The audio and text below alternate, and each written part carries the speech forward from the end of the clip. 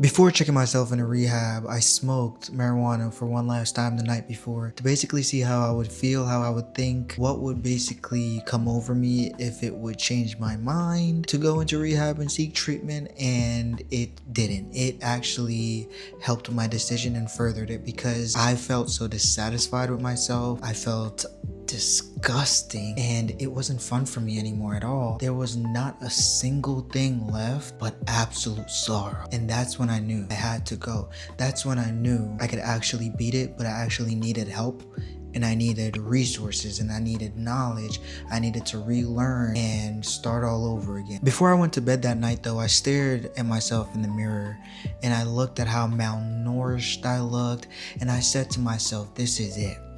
I'm done. And this hold that this drug has over me, no more. I had to be at the rehab center by 8 a.m. I got up at 6 a.m., started packing my stuff in the car, and then I hugged my dad and he said to me, "You can do this. I'll see you soon." And then I hit the road with those words of encouragement ringing in my ear, stuck in my brain, that I can actually do this. On the trip though, I felt nothing. I wasn't scared, I wasn't worried, I wasn't uncertain, overwhelmed, nothing.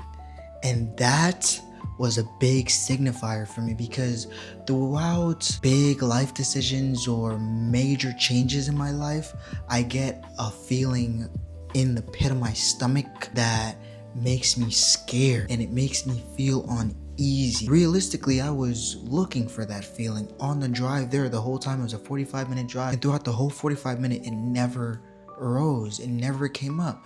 And that was such a boost for me to really tell myself that I could really do this, because my body felt safe. My body felt okay with the choice that I was about to make. And that really made me know that I could really be sober and I could really uphold it, because my body was empty and it was yearning for sobriety.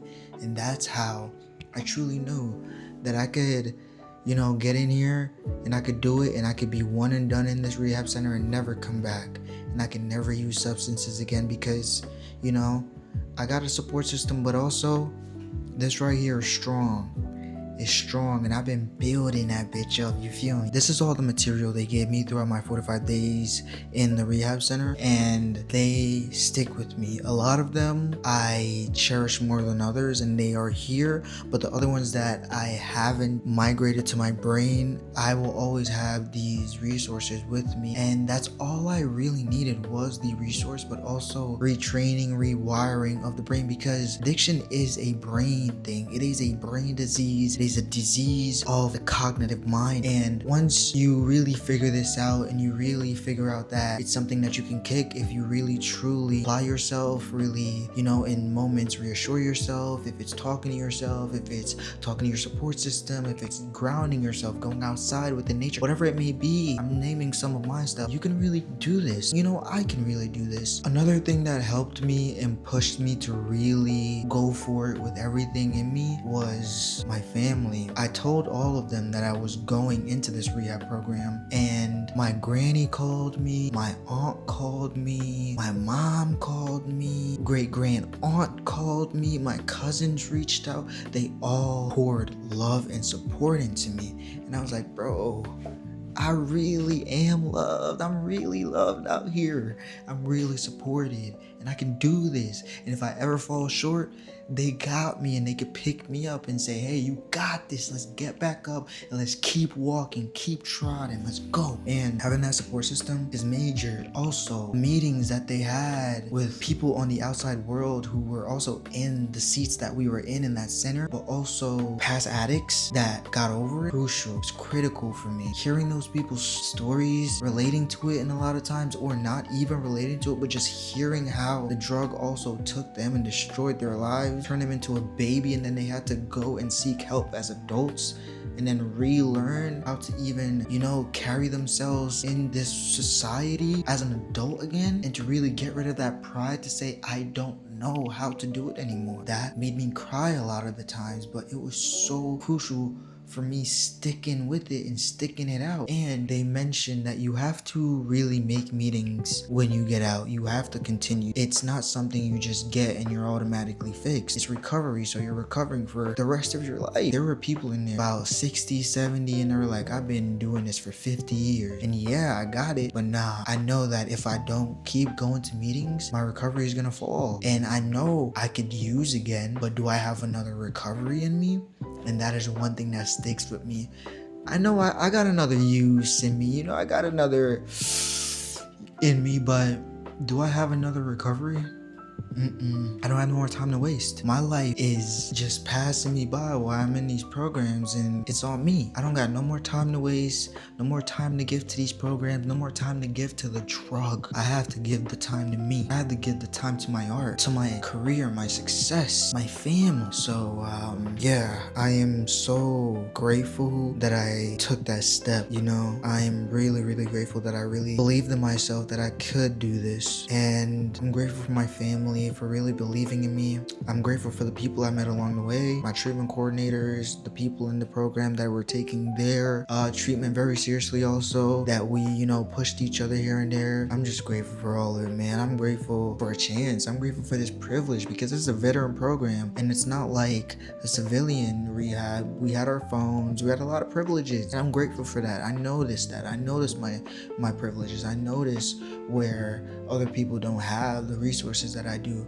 And it's not lost on me, and I'm forever grateful for it. Man, like I'm young, so, you know, I got a life out there, man. I really, for a long while, I was like, fuck it, fuck life. But no, now I want everything I can get out of life. I want all of it. I want to go get it. And I was always like this. I was like this as a teenager. I was like this as a kid. I always had that drive. I always had that need to be the best. But then I fell. And I started isolating myself from my family, my support system, my friends. I would purposely ignore calls. Now I pick up every single call I get. I don't know when there's going to be a time where I won't get those calls, so I pick up every single one. Like, I'm so grateful, man, for everything. We have an art room here. We can go in there and make up anything we want, and if it's not there, they'll order it on the government's dime. Like, we have a gym here, we have laundry, we don't have to pay for laundry detergent, we have a room, we don't pay for electricity or AC. Like, it's truly a blessing. And yeah, none of this would happen if I didn't choose to get sober, if I didn't really say, you know what, let's start loving me. Let's stop pouring love into the drug. Let's stop pouring love into this little leaf, this plant, this herb. Let's really pour love into a duke. And I'm so grateful that I took that leap, you know, took the initiative to really start loving myself. And yeah, I love all of you who are watching this. I love you for watching. I love you for being here. I love you so much. Thank you for watching.